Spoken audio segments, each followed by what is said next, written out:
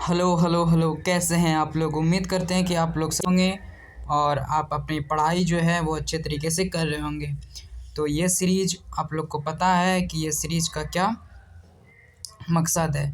तो ये ANM paper out का आज ये 5वां सीरीज़ है, ठीक है। ये 5वां सीरीज़ है और इसमें हम लोग क्या देखते हैं कि आपके एग्ज़ाम में किस टाइप का क्वेश्चन आता है उसका हम लोग इसमें देखते हैं।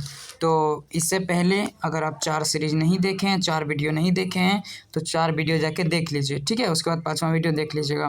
ये सेशन बहुत हेल्पफुल होने वाला है। और क्लास स्टार्ट करने से पहले हम आप लोग को कुछ इन्फॉर्मेशन दे देते हैं कि हमारा जो है आप लोग के लिए विजेता क्रैश कोर्स चल रहा है, ठीक है। जिसमें से लगभग 7 से 8 टॉपिक हम लोग क्लियर कर चुके हैं। उसके साथ साथ टेस्ट सीरीज आप लोग को फ्री मिल रहा है, जिसमें कि 11 बजे टेस्ट होता है और रात में 8 बजे टेस्ट होता है। तो ये 2 टेस्ट से आप लोग से को फ्री मिल रहा है विजेता क्रैश कोर्स में। इसके अलावा डेली आप लोग को 150 से 200 क्वेश्चन लगभग मिलता है।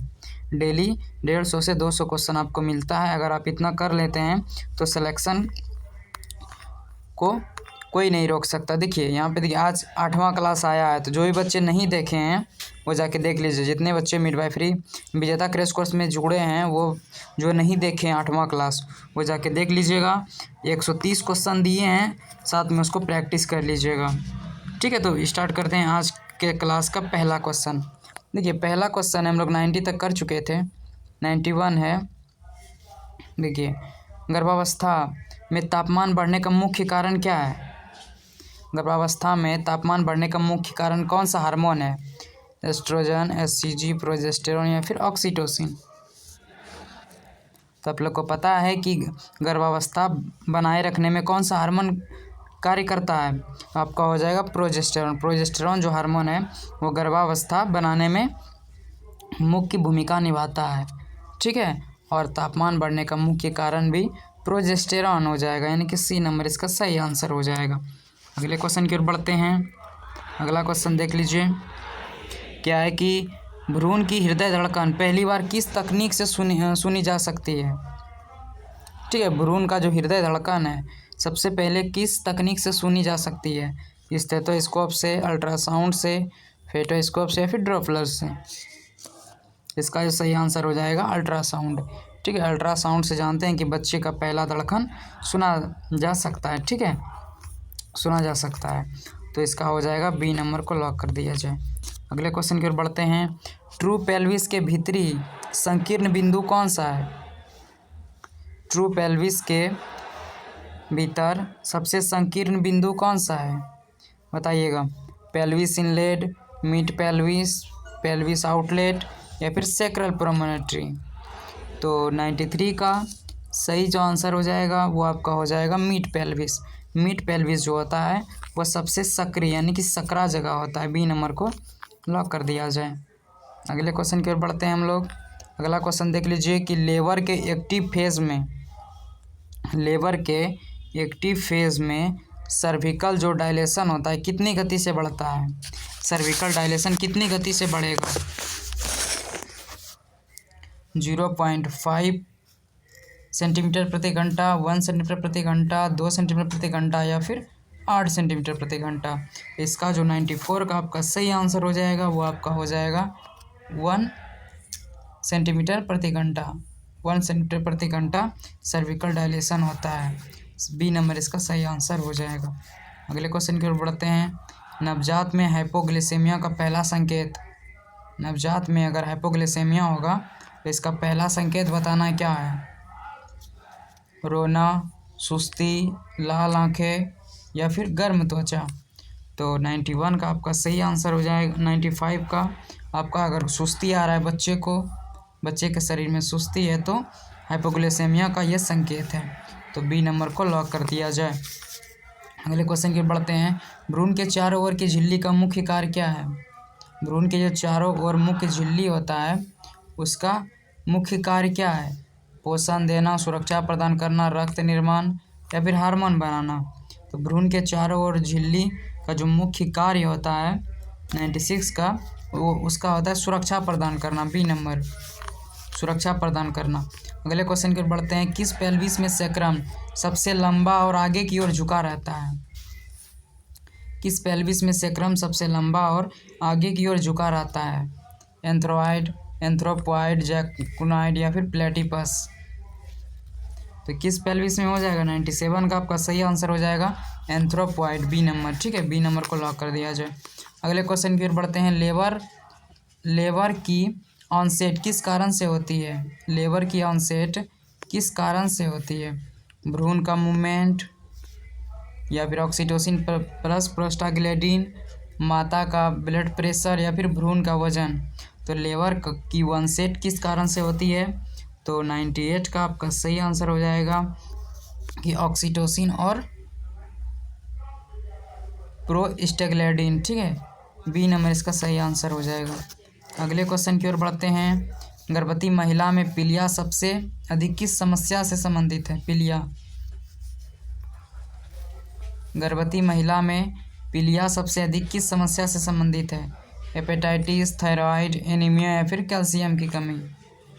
तो 99 का आपका सही आंसर हो जाएगा हेपेटाइटिस, ये नंबर इसका सही आंसर हो जाएगा।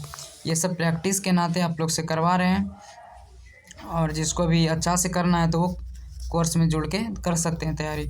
नवजात में त्वरित श्वसन किस स्थिति में होता है? 100 नंबर आपका हो जाएगा ठंड लगने में।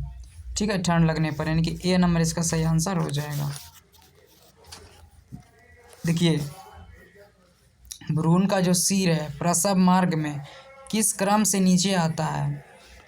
भ्रूण का जो सिर है प्रसव मार्ग के किस क्रम में आता है? फ्लेक्सिबल, डिसेंट, रोटेशन, एक्सप्लोजन या फिर डिसेंट, फ्लेक्सिबल, रोटेशन, एक्सप्लोजन या फिर रोटेशन, फ्लेक्सिबल, डिसेंट, एक्सप्लोजन या फिर एक्सप्लोजन, रोटेट?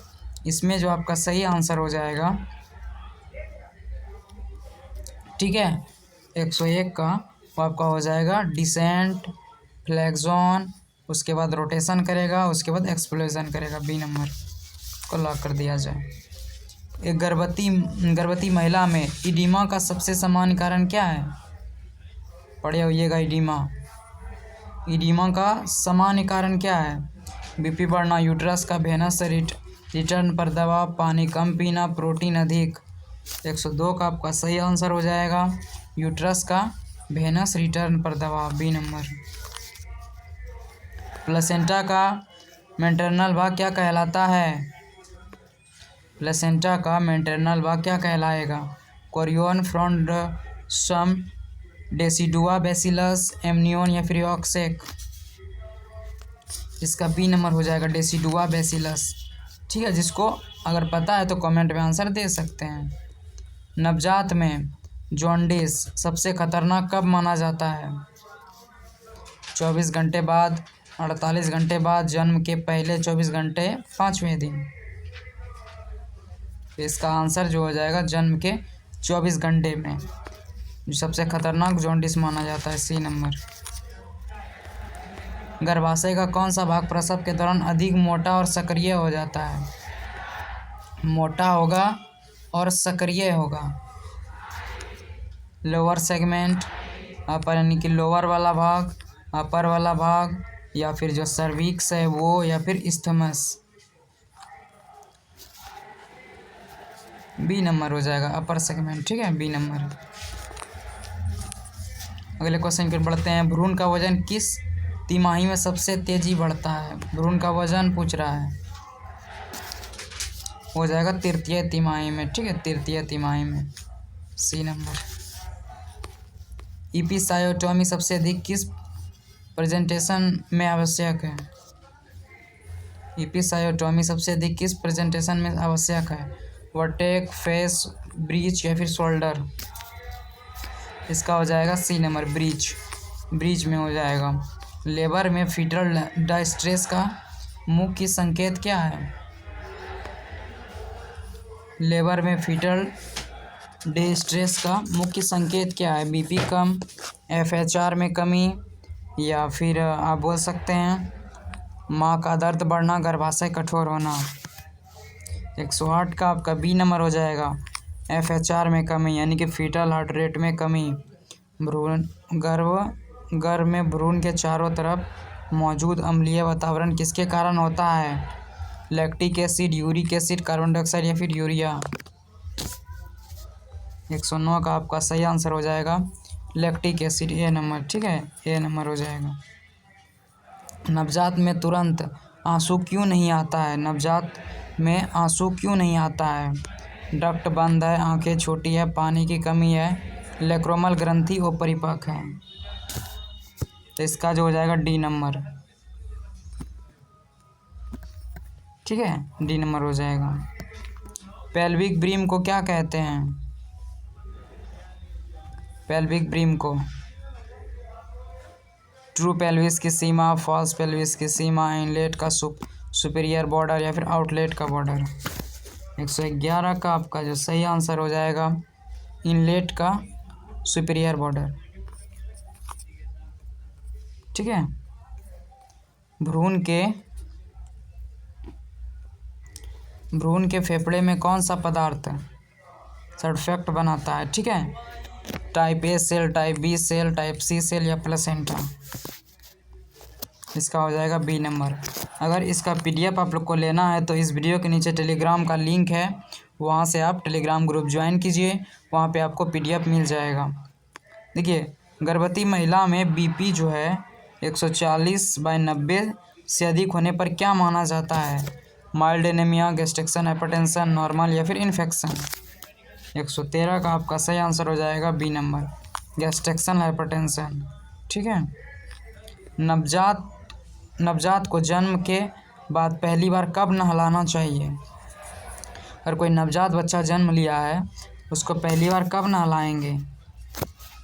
24 घंटे के बाद नहलाना चाहिए। भ्रूण की नाल में कितनी रक्त वाहिका होती है?